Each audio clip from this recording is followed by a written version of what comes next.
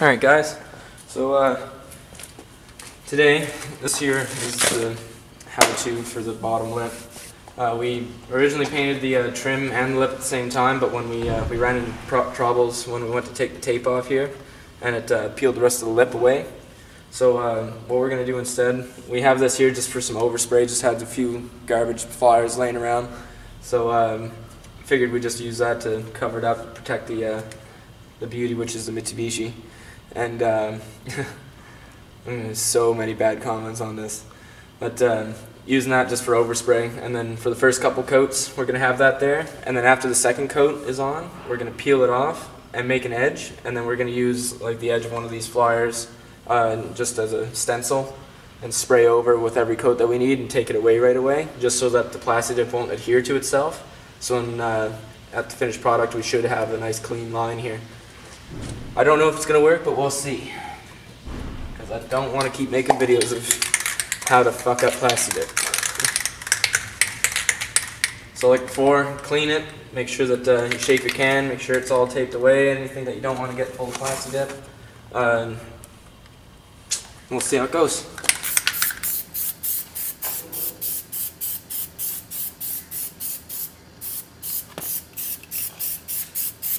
So there's the first coat. You see it doesn't go on very thick, and Plastidip, when it sticks together, it needs to be pretty thick. You can still see all the little beads on it, so it should be good to leave for the first coat, is what I'm thinking. So once that dries up a little bit, I'll put the second coat on, and then we'll take it off and we'll see how it happens. Now for the second coat. So now this here, while it's still wet, this is when you want to take off the Plastidip, or the tape. So you get that nice clean edge like so. And then just line up your piece of paper with the edge here, or just put another piece of tape down once it's dry, and then continue on with the pattern like that. So that's the second coat. It's still got some areas that I got a spot check on it, but the edges are actually pretty good. So I'm pretty happy with that edge. But for now we're going to use a piece of paper like a stencil. Just line it up like so, spray it over. You'll see in the rest of the video. So we're doing two sides differently. This side here we're going to leave on, and at the very end, when it's completely done, we're going to take it off at the last coat when it's still dripping wet, and see if we do get a perfect edge like we did with our side over here in the separate clip where we take it off every single coat. Right now this is still the second coat, so that's what we're doing. We're doing the two different strategies for this. See if the stencil works, or see if the straight edge and then taking it off at the end works. With this spot, we take this off.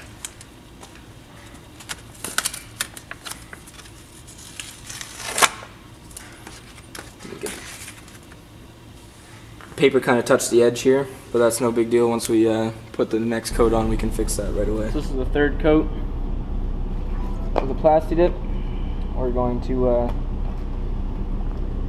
the other way that I did it on the the third coat. This is the fourth coat. I did it a little complicated on the third coat where I taped it on here. So I'm going to try making a perfect edge with this. That way I don't have to worry about the paper scraping on the side of it. And then I'm just going to do this so that it doesn't overspray at all. That way I can repair this spot here where I hit it. There's that. And then off, just like so.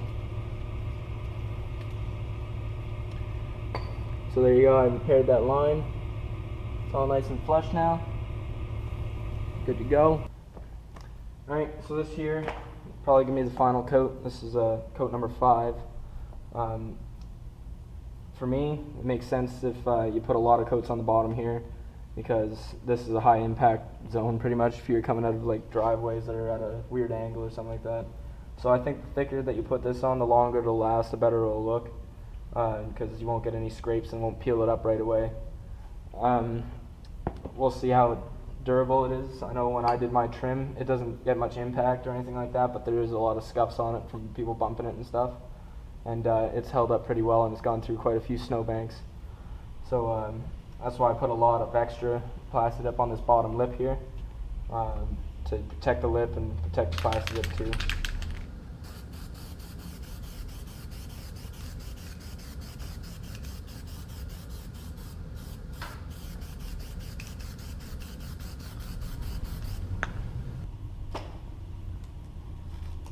Off it comes. Just like so. See, so you got a very clean line here, whereas this side, I don't know how clean we would get it exactly, but we'll see. We'll find out.